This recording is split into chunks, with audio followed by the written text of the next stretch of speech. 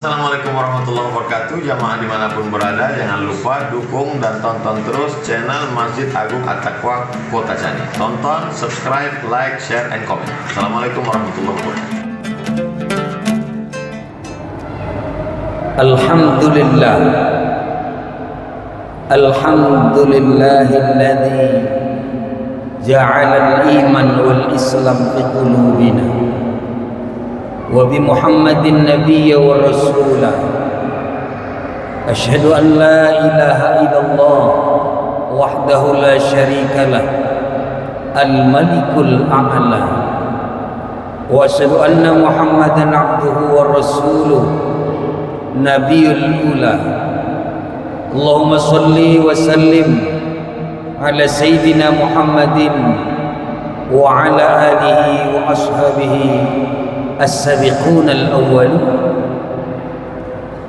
Amma ba'd, ya ayyuhan nas ittaqullaha haqqa tuqatih wa la tamutunna illa wa antum muslimun. Wa qala Allah ta'ala fi kitabihil karim, na'udzu billahi minasy syaithanir rajim, bismillahir rahmanir rahim. Wa ma arsalnaka min qablika min rasulin illa nuhi ilaihi annahu la ilaha illa ana fa'budni. Wa fi ayatil ukhar, qul bi fadlillahi wa bi rahmatihi fabidzalika falyafrahu huwa khairun mimma yajma'un. Wa qala Rasulullah sallallahu alaihi wasallam, yuhsarul mar'u ma'a man ahab. Wa fi hadisil ukhar,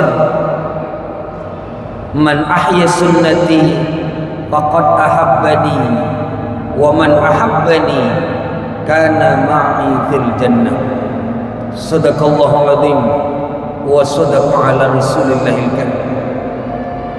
Jamaah Jumat yang dimuliakan oleh Allah, alhamdulillah kita masih diberi hidayah dan taufik oleh Allah Subhanahu wa taala, sehingga masih mau dan mampu taat kepada Allah Subhanahu wa taala. Salah satunya menjalankan ibadah salat Jumat berjamaah. Mudah-mudahan kita mampu mensyukuri nikmat hidayah dan taufik sampai akhir hayat nantinya, wala tamutunna illa wa antum muslimun, sehingga kita selamat min syarrid dunya wa adzabil akhirah insyaallah. Sama-sama kita syukuri dengan minimal ucapan alhamdulillah. Tidak lupa salawat serta salam kita hadiahkan kepada junjungan alam, yakni Nabi besar Muhammad sallallahu alaihi wasallam. Mudah-mudahan syafaat tercurah baik di dunia maupun di akhirat insyaallah. Amin Allahumma. Jamaah Jumat yang dimuliakan oleh Allah, kita masih berada di bulan Maulid, salah satu bulan yang mengingatkan sirah Nabawi, salah satu bulan yang mengingatkan tarikhun Nabi, bahwa bagaimana peringatan-peringatan di mana-mana dilakukan, bagaimana acara-acara tentang sirah Nabi dijelaskan, tetapi itu semua secara teknis. Namun secara prinsip itu sebenarnya bukan tidak berdalil, jelas ada dalilnya. Salah satunya surah Yunus 58. Mungkin bagi yang masih menganggap bid'ah, mungkin yang masih tidak sepakat, boleh saja tidak sepakat secara teknis, tetapi jangan sampai tidak sepakat secara prinsip bahwa itu adalah perintah Allah Subhanahu wa taala. Qul bi fadlillah wa bi rahmatih falyafrahu. Fadilah dan rahmat Allah itu ada pada baginda Nabi Muhammad sallallahu alaihi wasallam, sehingga lebih layak bergembira atas kehadiran Nabi, lebih layak senang terhadap maulidin Nabi ketimbang seluruh isi alam ini, Karena kata Syekh Abdul Qadir Jilani dalam kitab Sirrul Asrar dan kitab Al-Ghunyah beliau, bahwa tidak ada alam kecuali Allah menciptakan Nabi Muhammad sallallahu alaihi wasallam. Laulaka ya Muhammad ma khalaqtu aflak. Ini penciptaan ruhun Nabi. Jemaah-jemaah yang dimuliakan oleh Allah, lalu bagaimana mengisinya? Karena tujuannya, kata Imam Suyuti, Jalaluddin As-Suyuti dalam kitab Al-Hawilil Fatawa, tujuannya adalah membangkitkan ghirah spirit umat Islam yang sudah kehilangan teladan. Banyak orang ngaku umat Nabi tapi jauh dari mengenal Nabi. Setidak bagaimana mencontoh Nabi, menjadikan Nabi sebagai role model dalam kehidupan sehari-hari, kalau sejarahnya saja, sirahnya saja tak pernah kita kenal. Bahaya kalau sekedar taklid, kalau sekedar fanatik, lalu kemudian ingin menjadi rahmah, baik di dalam zuriyah, nasabiyah, atau bahkan dalam dakwah. Yang ini sulit diamalkan karena sulit menjelaskan ketika tidak mengenal baginda Nabi. Misal saja yang sering terjadi, semoga maulid membuat ukhuwah, semoga maulid menjadi berkah dalam ukhuwah, sering jadi contoh. Dulu di Paris, di Perancis, bahkan New Zealand, ada orang menghina Nabi. Oh, umat Islam kebakaran jenggot, semua marah. Apakah begitu saja cukup? Tidak. Bagaimana supaya cukup? Perkenalkan Nabi kita, jelaskan yang sesungguhnya. Kalau tuduhan Perancis, Paris, New Zealand itu bahwa Islam teroris, bahwa Nabi hypersex, itu tidak benar. Mana yang benarnya? Mampukah menjelaskan sirah nabawiyah? Mampukah menjelaskan tarikhul Islam terkait nurun Nabi, nur nubuwah? Sulit kalau tidak diingatkan, apalagi tidak diperingatkan. Jemaah-jemaah yang dimuliakan oleh Allah, jadi untuk menjadikan Nabi sebagai uswah, itu tahap pertama harus mengenal sirah atau sejarah.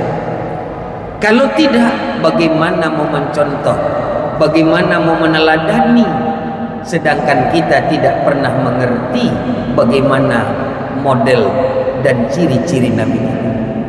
Jemaah-jemaah yang dimuliakan oleh Allah, dalam kitab Tauhid Ahlus Sunnah wal Jamaah ada namanya kitab Jauharut Tauhid. Ada kitab Jauharut Tauhid karya Imam Al-Laqani. Dalam Tauhid Ahlus-Sunnah wal Jamaah yang diringkas menjadi Aqaidul Khamsi atau sebagian Aqaid 50, itu terdiri dari dua akidah setidaknya. Ada akidah uluhiyah, ada akidah nubuwah. Kita tidak jelaskan akidah uluhiyah karena khutbah sunnahnya singkat. Kita mau jelaskan bagaimana akidah nubuwah, yang harus meyakini kehadiran Nabi, harus meyakini risalah Nabi, harus meyakini seluruhnya dari ruhun Nabi dan nurun Nabi. Ahmad ruhullah, Muhammad nurullah, itu penciptaan alam awalnya. Ada beda qadim dengan ajali. Qadim huwal awwal huwal akhir, tapi ajali huwal akhir huwal awwal huwal akhir. Ini beda. Qadim sifat Allah, ajali sifat Nabi. Yang mana ajalinya? Ruhun Nabi. 700.000 tahun sebelum diciptakan alam, ditiupkan ruh, sebagian ruhullah menjadi Ahmad, ruhun Nabi. Selesai itu baru kemudian jadi contoh dalam nurun Nabi. Jadi Nabi sebagai role model tidak hanya bagi manusia atau umat saja, tapi seluruh alam. Karena asal muasal alam, penciptaan alam yang disebut dengan Nur Muhammad. Sebagai contoh, turun kepada Nabi pertama Adam alaihissalam, lupa, sempat lupa ndak tanggung-tanggung 200 tahun lupa sama Nabi, lupa sama asal muasal yang disebut nurun Nabi. Ketika diuji tidak bertemu Hawa di alam dunia ini, 200 tahun istighfar, Rabbana zolamna ampusana dan seterusnya itu, baru teringat setelah sekian lama istighfar Rabbana zolamna. Lalu kemudian Nabi Adam ingat, oh aku nikah sama Hawa, maharnya selawat, maharnya Muhammad. Lalu ditambah di ujung bibarokati Muhammad sallallahu alaihi wasallam, baru dijumpakan dengan hajat niat dan dimudahkan urusan di alam dunia. Jadi contoh bagi para nabi dan rasul, jadi contoh role model. Ini yang pertama, turun kepada kita umat dari seluruh aspek menjadi contoh. Dijelaskan lagi oleh Imam Jalaluddin As-Suyuti dalam kitab Al-Hawilil Fatawa, ditambah oleh Imam Nawawi dalam Majmu' Fatawa. Dijelaskan kenapa sih ada maulid, ngapain bikin maulid. Ada sebagian bilang bid'ah kok. Ada apa itu? Alasannya, dulu di zaman Khalifah Fatimiyah, Khalifah Abbasiyah, banyak kekalahan umat Islam. Dari perilaku kalah, dari kedisiplinan ilmu ilmiah kalah, dari perang fisik kalah. Oh, tidak cocok lagi nih, karena tidak ada satupun yang menjadi role model kecuali Rasulullah. Maka diadakanlah pembacaan sirah Nabi, diperkenalkan lagi bagaimana contoh-contoh hidup Nabi. Dari mulai yang jadi ulama, diperkenalkan, oh Nabi Muhammad itu dakwah memang, tapi jangan salah kaprah. Ada orang sedikit-sedikit berani dakwah, belum. Balighu anni walau ayah. Oh, baru tahu langsung dakwah, tidak bisa. Tidak bisa. Baru tahu jadi tengku, tidak bisa. Masih awam jadi imam, tidak bisa. Contohnya mana? Nabi yang dimaksud balighu anni walau ayah misalnya. Ini yang jadi ulama nih. Tidak bisa langsung kau contoh sebelum paham satu ayat itu. Kalau tahu, seliweran pengetahuan. Apalagi zaman sosial media, di mana-mana banyak ilmu, tapi paham belum tentu. Tidak bisa main sampai-sampai aja, tidak bisa main dakwah-dakwah saja. Apalagi dengan tidak berakhlak. Nabi dakwah jadi contoh. Bagaimana contoh dakwah Nabi? Innama bu'istu da'iyan la la'anan. Aku dakwah itu bukan untuk melaknat. Aku dakwah bukan marah. Dakwah bukan marah. Dakwah bukan laknat, tapi dakwah mengajak, bukan nginjak. Tonton Nabi, role model bagi ulama yang aku tengku, yang aku ulama. Ruhun Nabi, nurun Nabi, jadi uswatun hasanah dalam dakwah dan dalam ilmu-ilmu ulama. Jadi pemimpin, apalagi Nabi jadi pemimpin. Yang bikin sekarang dunia heboh, Nepal misalnya, yang dimulai oleh Indonesia misalnya, demonstrasi di mana-mana. Kenapa? Kepemimpinan tanpa arah, pemimpin yang hilang uswah.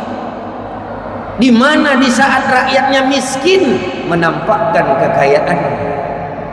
Di mana rakyat jelatanya susah, dia menjadi hedonisme. Dia memperlihatkan perilaku. Boleh naik gaji, boleh insentif naik, boleh. Kenapa mesti diumumkan? Yang bikin suudzon, misal kalau memang mereka tidak seperti yang dituduhkan, tetapi itu bagian ketidakarifan seorang pemimpin. Contoh Nabi dari mana? Nabi minta sama Allah, ya Allah jadikan saya miskin, kumpulkan saya sama orang-orang miskin, nanti di surga sama orang miskin lagi. Ana wa kafilul yatim hakadha fil jannah. Saya sama orang yatim saja ya Allah, teman saya dalam surga, satu surga. Yang yatim saja ya Allah, nggak usah yang kaya-kaya ya Allah.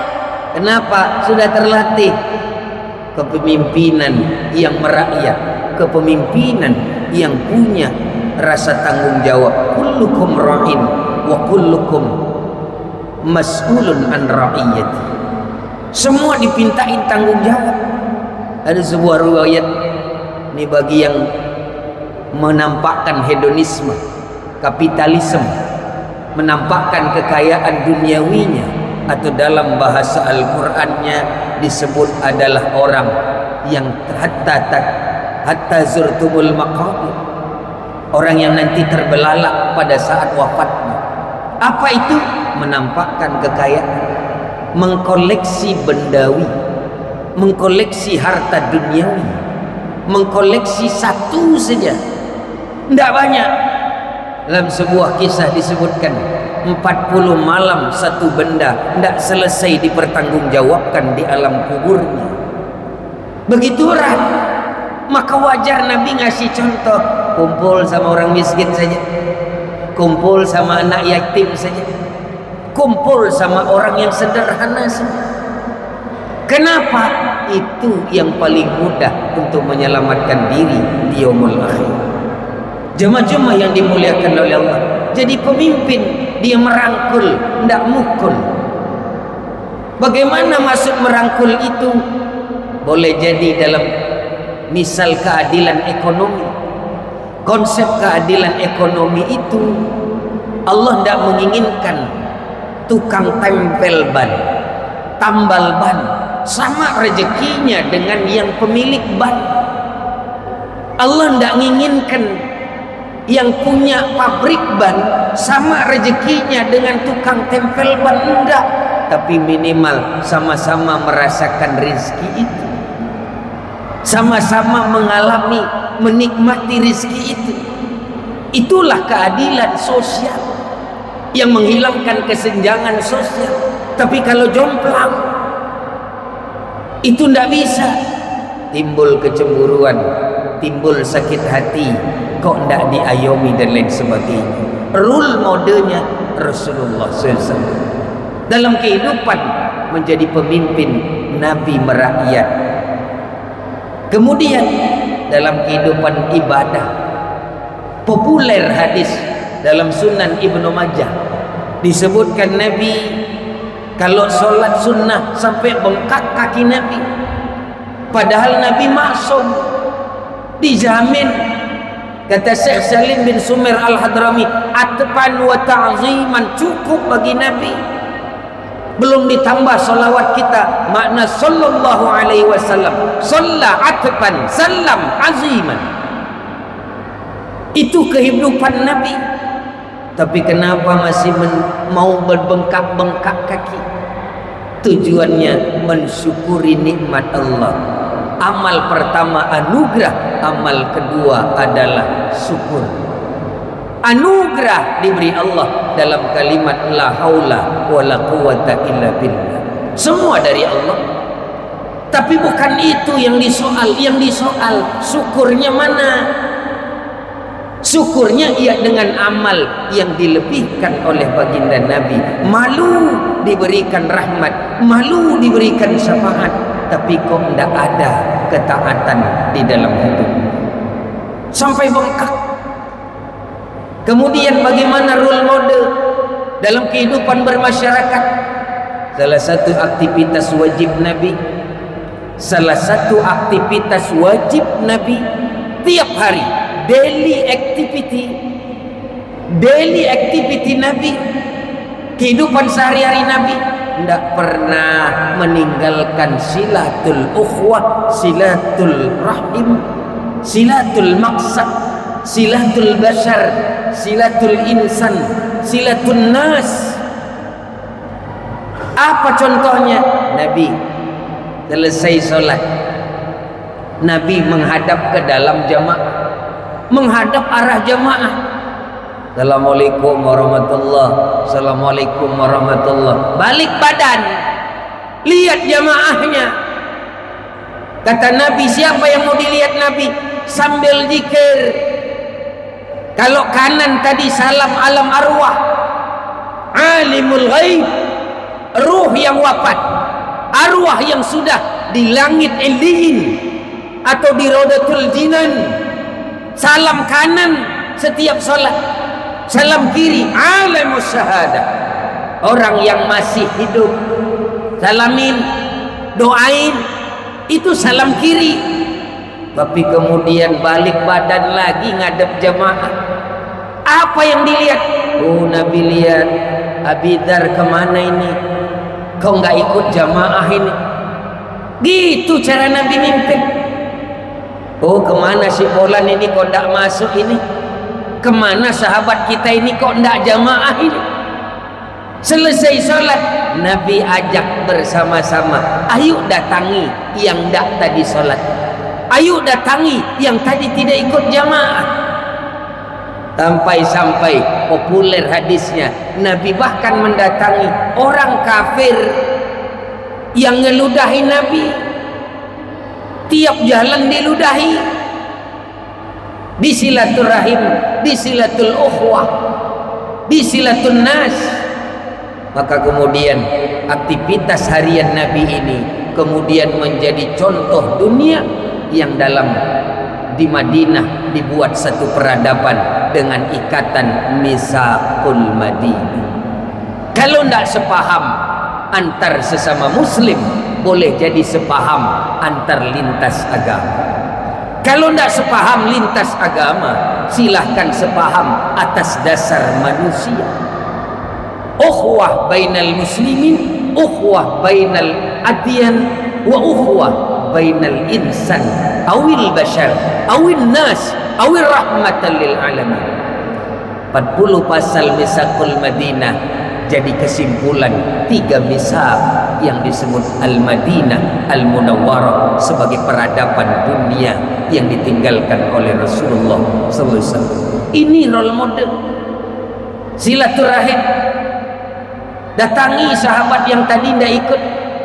Kenapa kau? Satu kisah sebagai penutup khutbah yang singkat. Contoh Nabi mendatangi seorang sahabat yang tidak ikut jamaah, yang tidak ikut sholat, yang tidak ikut bareng-bareng dalam amal. Salah satunya ada kisah tentang Abi Dzar Al-Ghifari. Suatu ketika Abi Dzar Al-Ghifari kurang semangat ibadah, lusuh, mondok, buesu pikiran, banyak buntu, seolah-olah aktivitas hidup Abi Dzar Al-Ghifari radhiyallahu anhu. Selesai sholat Nabi datangi, assalamualaikum. Waalaikumsalam. Kenapa wahai Abi Dzar, kok mondong terus, kok tunduk mulu? Saya cari-cari kamu kok ndak ada. Saya lihat kok kamu ndak ada dalam barisan yang biasa. Kata Abi Dzar, gini ya Nabi, saya lagi sumpah suntuk Nabi, utang saya banyak, dikejar-kejar debt collector wahai Nabi, tidak sesuai prediksi saya. Oh begitu. Lalu begini Nabi, mumpung ketemu sama Nabi, saya mau tanya ya Rasulullah, apa kira-kira doa yang bisa menghilangkan lilitan duniawi yang menghimpit dalam diri saya ini, karena hutang misalnya, karena pekerjaan misalnya, Karena masalah keluarga misalnya, masalah yang melilit di dunia ini, Nabi, saya ingin bebas. Gimana caranya Nabi? Adakah satu amal ya Rasulullah yang bisa menghilangkan belenggu itu dalam diri saya? Oh ada. Tenang kamu wahai Al-Ghifari. Dikasih Nabi doa yang mungkin sudah hafal kita bersama. Ada doa agar menghilangkan seluruh dunia yang melilit, yang menghimpit dalam seluruh aspek kehidupan kita. Kadang solat jadi tak khusyuk, kadang zikir menghayal, kadang amal yang lain terbengkalai. Apa yang diajarkan Nabi? Salah satu doa yang populer kita hafal. Nih doanya wahai Abi Dzar, baca saja sering-sering. Allahumma a'inni minal ajzi wal kasal. Allahumma inni a'udzu minal ajzi wal kasal wal bughli wal basal. Ya Allah, hilangkan aku dari sifat malas yang membelenggu diriku, yang banyak membelenggu diriku, sehingga aku terhimpit, sehingga aku ini sulit. Nah ini yang diajarkan oleh Rasulullah SAW. Kenapa dapat begitu? Karena Nabi tidak apatis terhadap sahabat, tidak apatis terhadap umat. Bukan kanonggo besar saja, gak ada pikir ke kalak lain. Bahkan dalam satu ajaran baginda Nabi, dulu sebelum disempurnakan, Nabi berpesan, haram tidur seorang yang kenyang sebelum membagikan sedekahnya kepada saudara muslimin muslimatnya yang kemudian terlalu berat rasanya. Diganti Nabi, haram orang tidur sebelum berdoa bagi muslimin muslimat. Allahumma firlil muslimin wal muslimat. Dulu bukan doa, tapi bagikan harta sedekah sebelum tidur. Itulah kewajiban yang dicontohkan Nabi dulu. Jamaah yang dimuliakan oleh Allah, tidak cukup dalam khutbah untuk mengupas sirah dan tarikh Nabi, tetapi setidaknya tidak perlu banyak dalam rangka bibarakatil maulid, bibarakatil sirah, bibarakatil nurun Nabi, bibarakatil ruhun Nabi. Setidaknya ada yang dicontoh sebagai uswah untuk berubah, mencontoh uswah untuk berubah. Semoga hilang segala min syarrid dunya wa adzabil akhirah insyaallah. Barakallahu li wa lakum fil Qur'anil azim wa nafa'ni wa iyyakum bima fihi minal ayati wa dzikril hakim wa taqabbala minni wa minkum tilawatahu innahu huwal ghafurur rahim.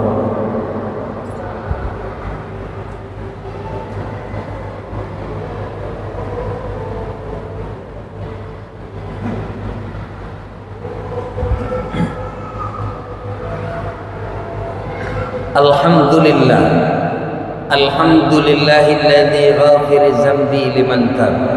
Asyhadu an la ilaha illallah wahdahu la syarikalah, al-malikul wahhab. Wa asyhadu anna Muhammadan abduhu wa rasuluh nabiyul awwab.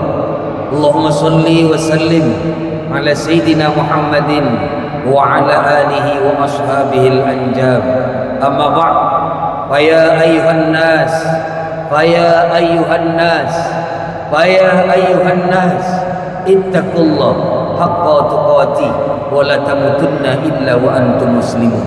وقال الله تعالى في كتابه الكريم نعوذ بالله من الشيطان الرجيم بسم الله الرحمن الرحيم يا أيها الذين آمنوا توبوا إلى الله توبة نصوحا. وقال رسول الله صلى الله عليه وسلم هالك مسوف صدق الله العظيم وصدق على رسول الله الكريم. إن الله وملائكته يصلون على النبي يا أيها الذين آمنوا صلوا عليه وسلموا تسليما. اللهم صل وسلم على سيدنا محمد وعلى آل سيدنا محمد كما صليت على سيدنا إبراهيم وعلى آل سيدنا إبراهيم وبارك على سيدنا محمد وعلى آل سيدنا محمد كما باركت على سيدنا إبراهيم وعلى آل سيدنا إبراهيم في العالمين إنك حميد مجيد.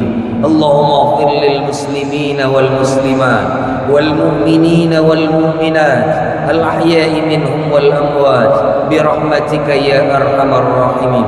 إلهنا أنت مقصودنا ورضاك مطلوبنا أعطينا محبتك ومعرفتك بوجود تقبل إيماننا وإسلامنا وإحساننا ومن كل أعمالنا في هذا اليوم الجمعة المباركة إنك على كل شيء قدير.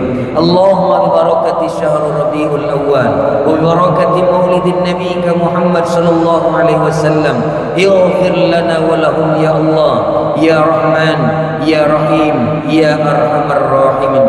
ربنا آتنا في الدنيا حسنة وفي الآخرة حسنة وقنا عذاب النار والحمد لله رب العالمين. عباد الله إن الله يأمركم بالعدل والإحسان وإيتاء ذي القربى وينهى عن الفحشاء والمنكر والبغي يعظكم لعلكم تذكرون ولذكر الله أكبر. أقيموا الصلاة.